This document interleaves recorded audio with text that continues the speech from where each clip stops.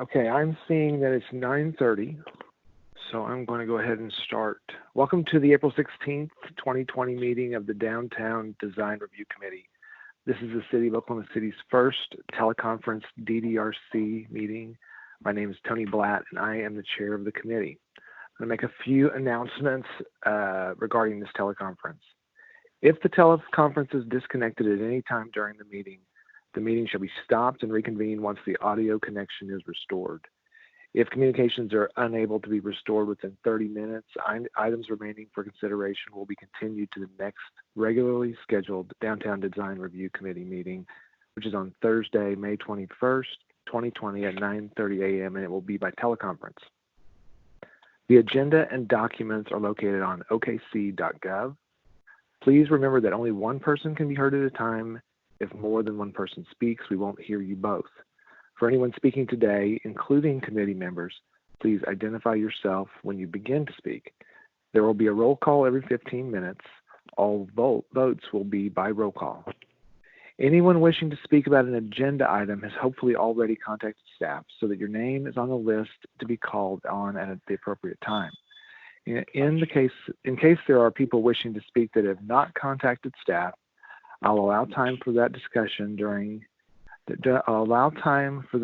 discussion for each item by announcing that additional speakers need to unmute their phones by pressing *6, state their name, and they have 3 minutes to speak.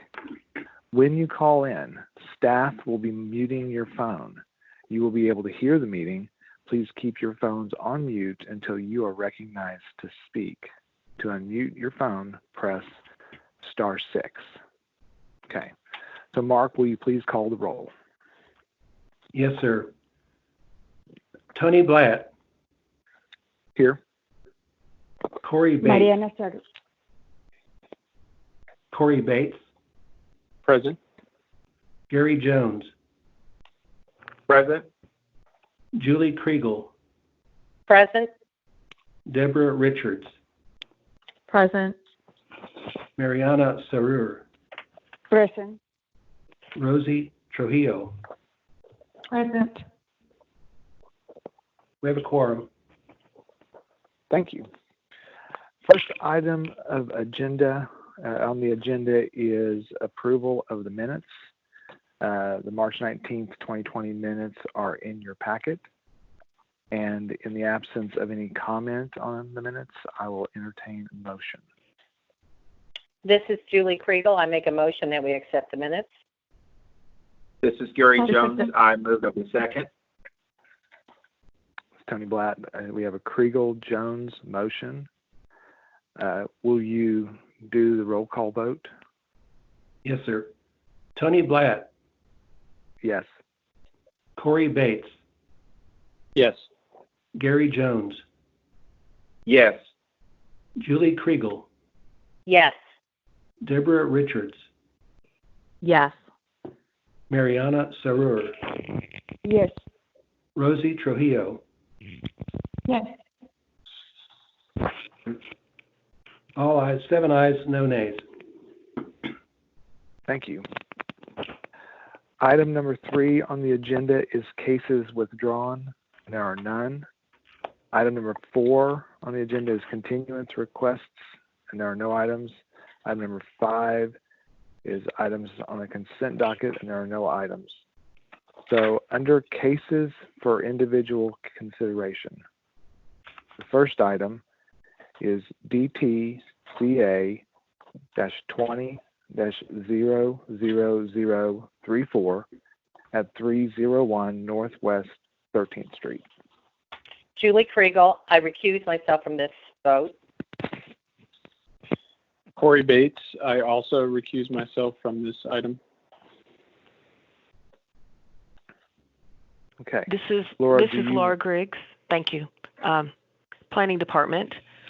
This is a request to renovate an existing building that is on, the northwest corner of Northwest 13th and North Harvey Avenue.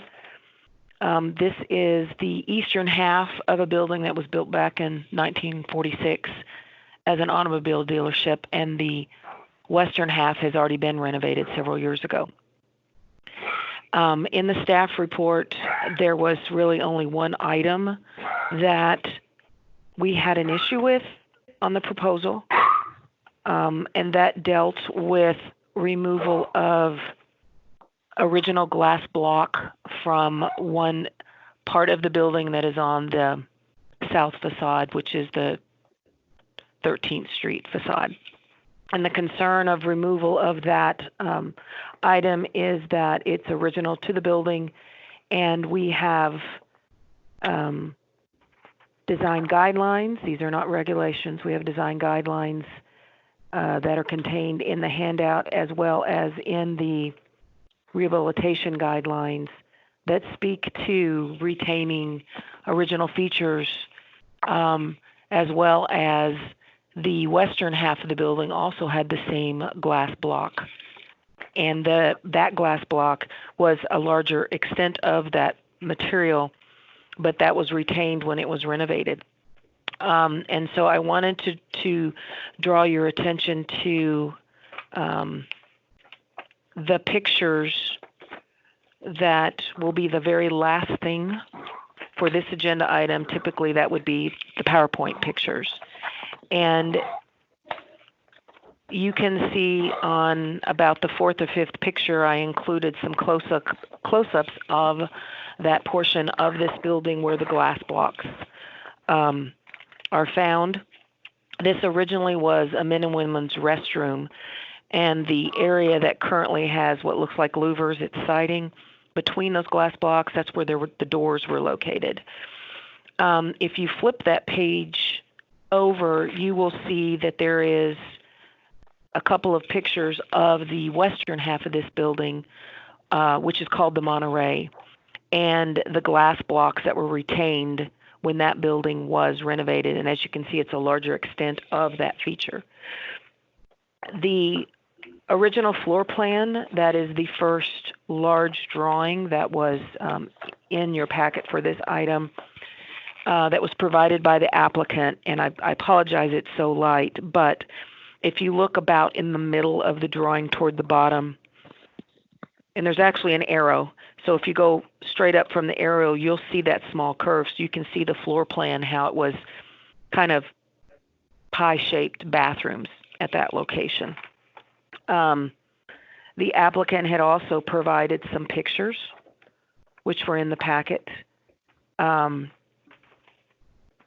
in color, that show both the front of the building as well as the eastern facade and the northern facade. And then one last thing before I circle back around to what our recommendation is. We included a historic photo that I found on SHPO's website that is attached to the staff report that's from 1950, which the car is in the way, unfortunately, but it allows you to see what this part of the building looked at prior to it being painted and prior to the doors being removed. And so you can see the glass block. So staff supports everything that the applicant is proposing except item 1A, and that is remove glass blocks and install aluminum and glass storefront in existing openings. And we recommend that to the committee. And if there are no questions for me, and there might be, we do have the applicant online. The architect is online. And so whenever you're ready for his comments, Jeremy, all you'd need to do is *6 to unmute yourself. So this is Tony Blatt. Does the committee have any questions for staff? I guess I'm wondering, because I didn't get an explanation, is that I'm assuming you've talked to them about the recommendation. What has been the response? Well, I included in my staff report the intent for the use of this area. The architect / applicant will also be physically located and will be using this space.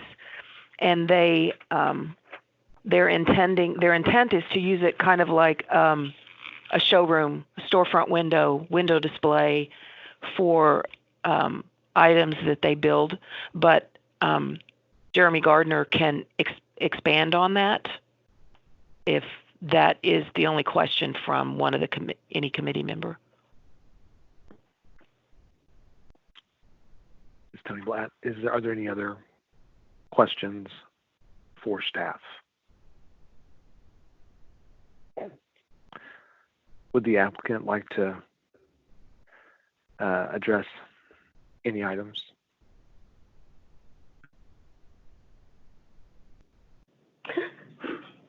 It's Jeremy Gardner. Good morning. Good morning. Yeah, if there are no other questions beside this, I think that we understand the concern from staff, and I think what our intent was and the way we're going to use that. Obviously, it's a little bit more challenging because we're going to have some of the millwork and furniture pieces that we build. We were planning on using that as a way to display those along the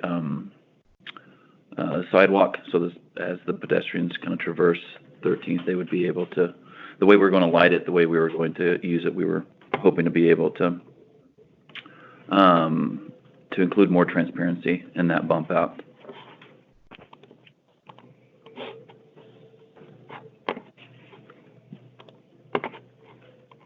Ms. Tony Blatt, do we have any questions for the applicant from the committee members?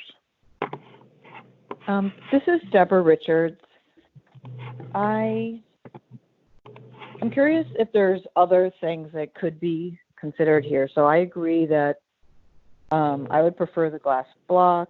There's a lot of horizontal lines in the original building.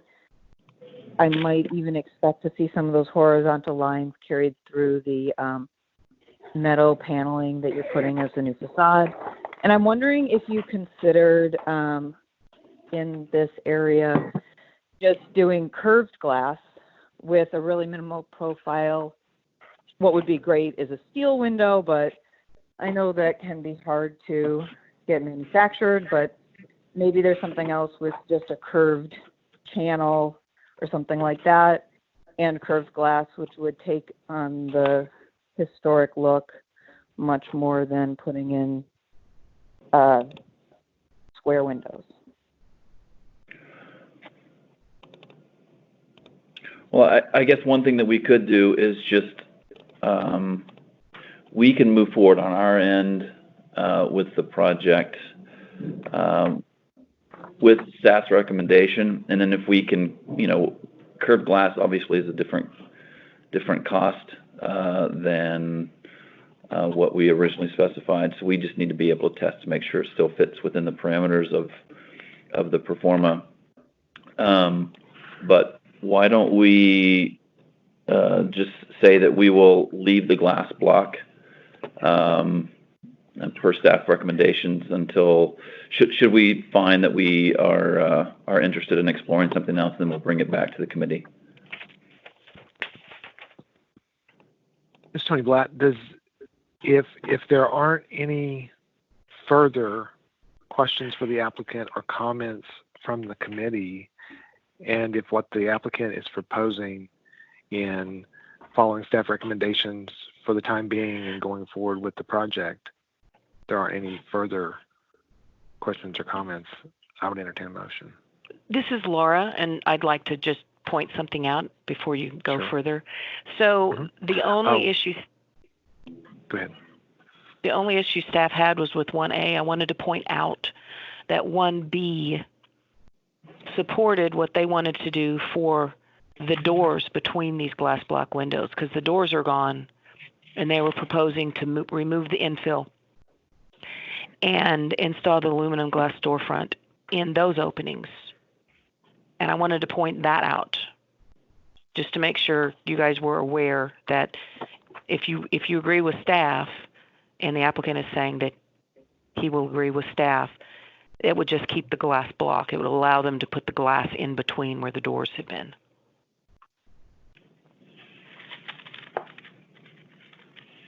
This is Tony Blatt, and I actually agree with that approach of bringing back some transparency in those spots where they currently have the siding. I know that previously it was a door, but if it's not going to function as a door, I don't think it needs to be replicated as something historically in appearance, but not in function. So having glass in that area, I think works well. It also allows some view into the building until the applicant has an opportunity to determine if they want to make another request.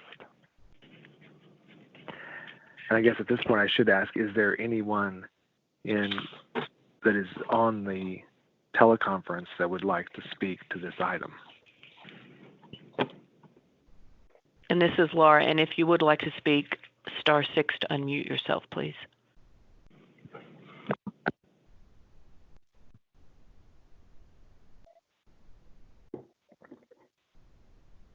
In the absence of any further comments or questions from the committee, would anybody like to entertain a motion for this item? This is Gary Jones. Oh, go ahead, Jeremy. Okay, this is Gary. Gary Jones, I was going to go ahead and make the motion.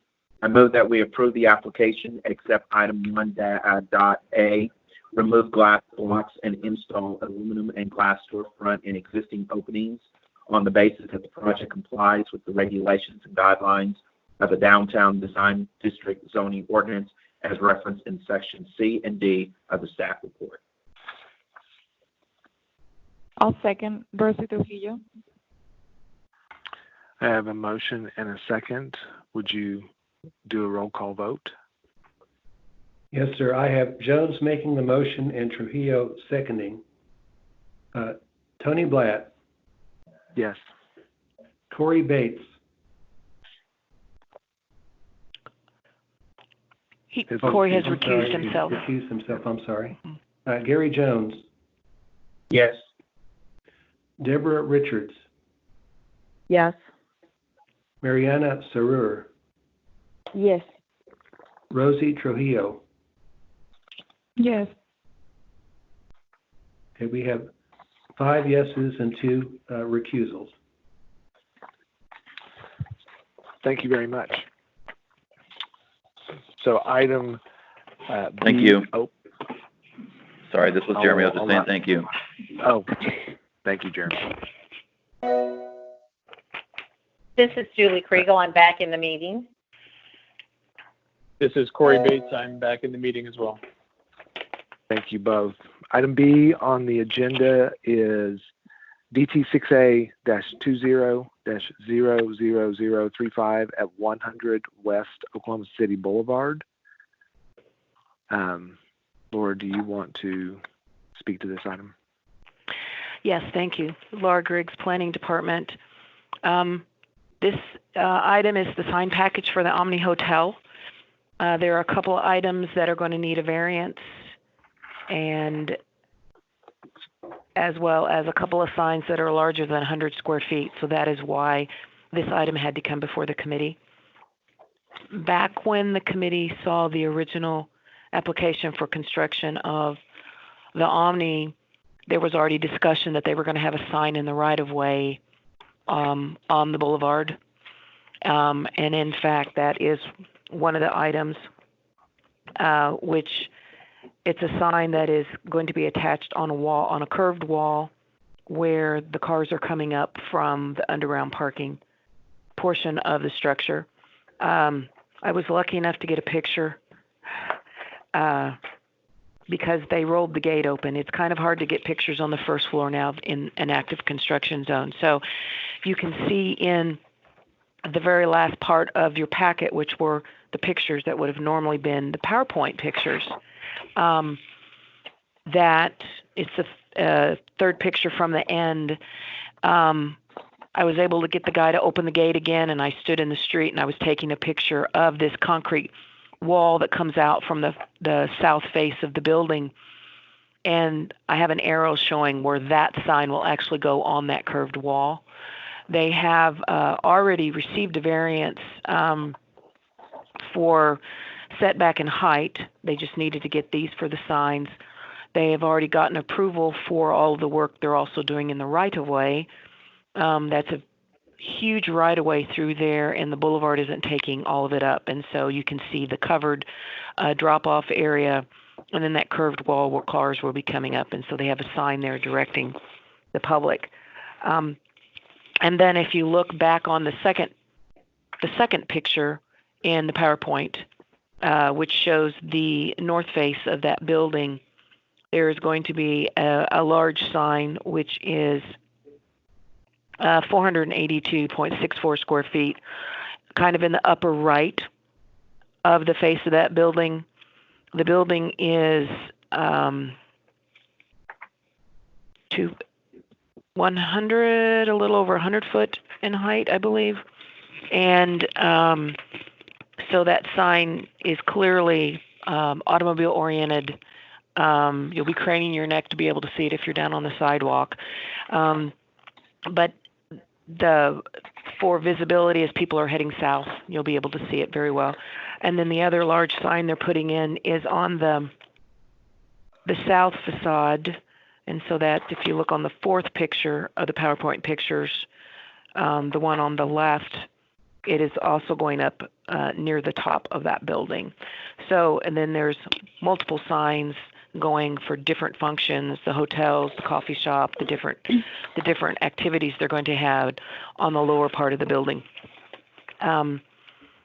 Staff totally supports what they're doing. I feel that the size of the signs are definitely proportional to the building and proportional to the audience that the signs are serving. So staff is recommending approval of the application, subject to a condition that the applicant receives variances from the maximum sign area regulations and the prohibition of signs in the right-of-way. And then you will need a second motion to provide a recommendation, and we are recommending approval to the Board of Adjustment for the variance from the maximum sign area regulation and the prohibition of signs in the right-of-way. And the applicant representing the Omni Hotel, also named Jeremy, is on the call today, and so he is available as well when you guys are finished asking me any questions that you have. Tony Blatt, do we have any questions for staff?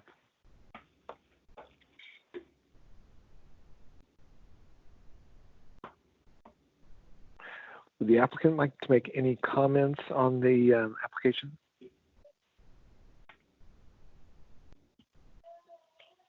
And if so, you can press. This is Jeremy Dawkins with Omni Hotels.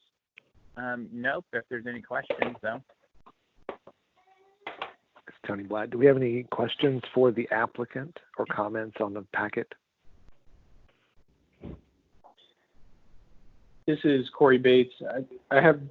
I just want to clarify the sign that is at ground level on the north side by the main entry to the hotel. If I'm reading the drawings correctly, it looks like it is up in the landscaping planter. The elevation drawing that is in our packet shows the sign. It's dimensioned with a red ink mark of 6 feet tall, but it looks shorter than the silhouette of the person in the elevation. And so can we clarify the height of the sign and what that height is relative to, if it's relative to the sidewalk level or relative to the top of the planter box that it's in? So I think, this is Laura, I think we're referring to sign I, location I. Yes. Is that correct? Yes. And that is the one that's in the right-of-way, Jeremy, that you're having to get a variance for. And in the large 11 by 17s, there's actually 3 pages that kind of show that one, the one that Corey was referring to that has the 6 foot that I wrote in and the man. And then the next page is the site plan where I have highlighted in yellow where it's located. and then the following page, which is kind of a blow-up of that. So I guess, Jeremy, the committee member is just requesting clarification on height, since I probably mismarked that, because if it's 6 foot, that man's a giant. Correct. This is Jeremy Dawkins with Omni. So we have the dimension to the bottom, no, to the top of the sign as, I think it's 3'6". I'm sorry, this is Laura. Just to clarify, 3'6". What are you measuring from to the top of the sign? Let me see. Oh my God. That should be from above. It should be at grade.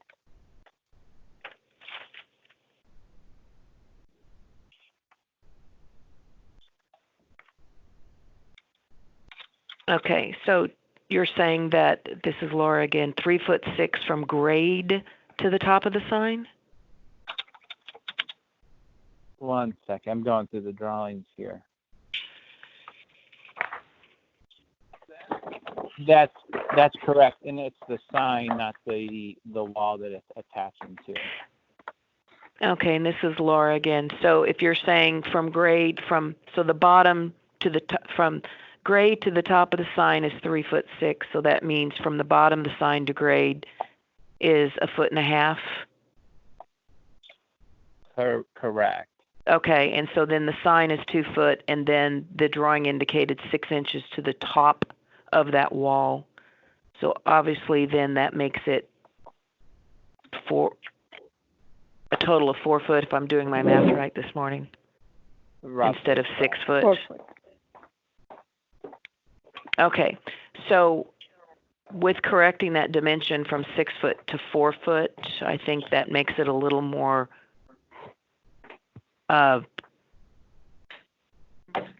in perspective to the silhouette of the man standing there. Would that answer your question, Corey? It does, and then the follow-up question to that is, so that sign is at grade. Looking at it in the plan drawings, it's located between 2 large trees. Are those trees down at sidewalk level, or are those in an elevated bed?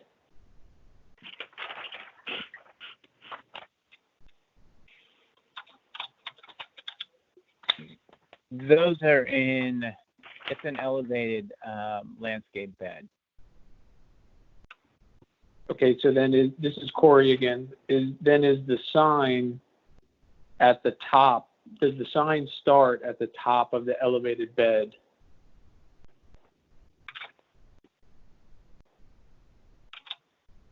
Mm-hmm. This is Jeremy with Omni.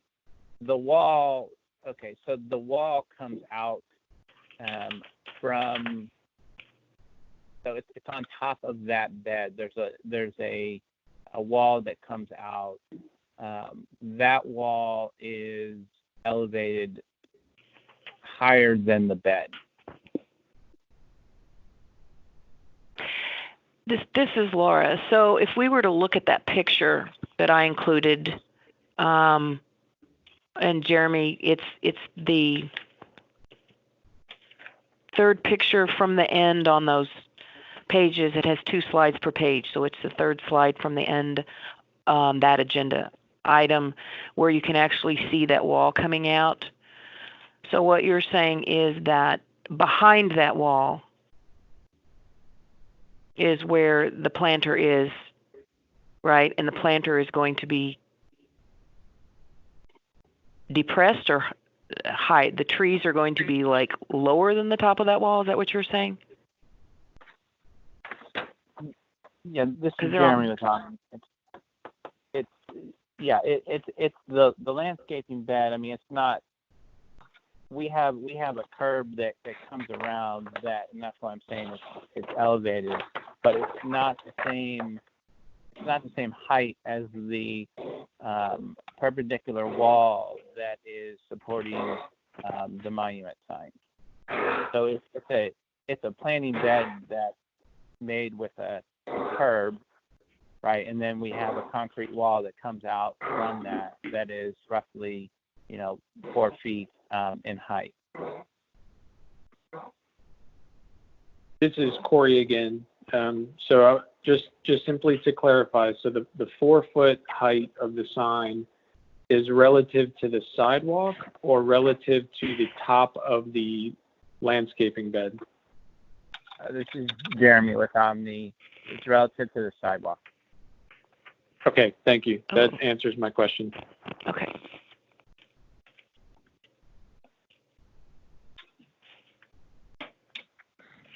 Ms. Tony Blatt, do we have any further questions for the applicant?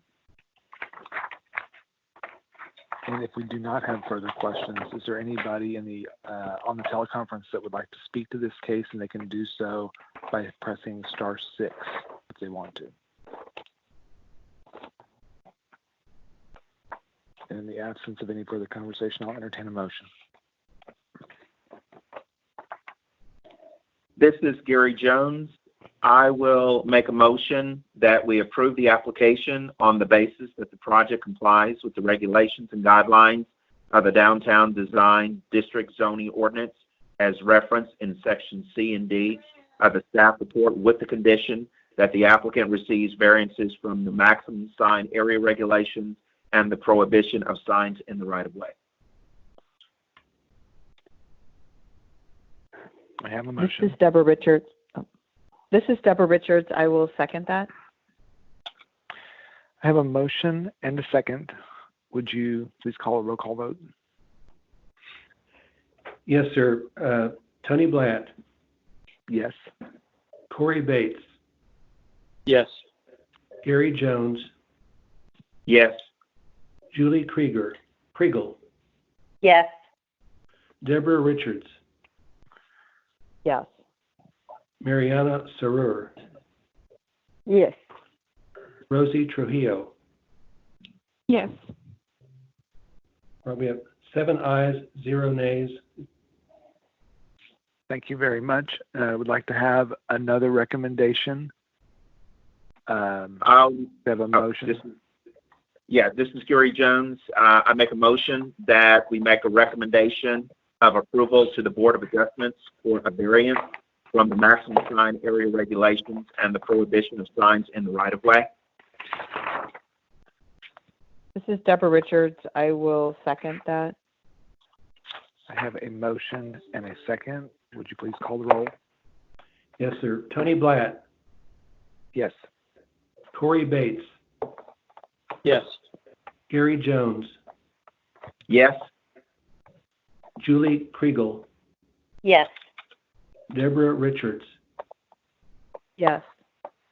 Mariana Sarur, Yes.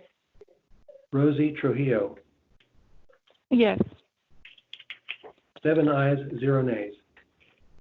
Thank you. Tony Blatt, again, this next item on the agenda is item 7, other business, and we have no items. Under item 8, we have communications, and we have several items listed. Unless there is a comment on them specifically, then I will move to item B, which is comments from Planning Department staff. This is Laura Griggs, Planning Department. Thank you, everyone, for attending this first teleconference meeting. Format might be changing. I think it is for our next meeting, so it's keeping us on our toes. We do have a meeting next month, which is on the 21st. We have a couple of items on that, so please check your calendars. And that's all I have. Thank you, Tony Blatt. Next is comments from committee members.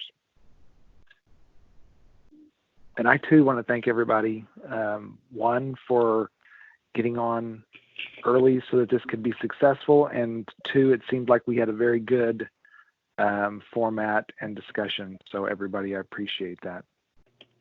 Our next, if there are no other comments from committee members, our next meeting date is the 21st of May. And with that, we are adjourned.